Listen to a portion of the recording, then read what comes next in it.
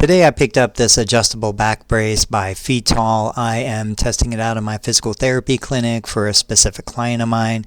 This is not a sponsored video or a paid promotion. I purchased this with my own money because I wanted to be able to provide an unbiased review of this product. A couple of things I noticed right out of the gate. I have about a 32-inch waist, and this was a size large, extra large, which actually fit me perfectly. But if you are dealing with a larger waist size, you absolutely want to buy a bigger version of it. You can see that it comes with this sacral pad that velcros in place if you want a little extra sacral support. Here is the label that tells you about the sizing and the material it's made of. These velcro and elastic wraps are really comfortable. I am talking to the client that I'm going to issue this for, and we're just looking at how it goes. You can see it wraps around the abdomen. The Velcro holds it in place.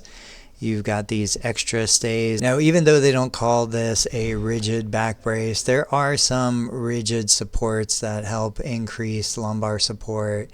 When you're placing this brace in place, you're going to wrap the Velcro around. Then they have these extra elastic pieces that help cinch up, because what happens is as you're bending, flexing, side bending, it's going to loosen, and those secondary elastic straps is going to help just kind of keep everything in place. You can see here I'm demoing a little squat as if I was lifting something.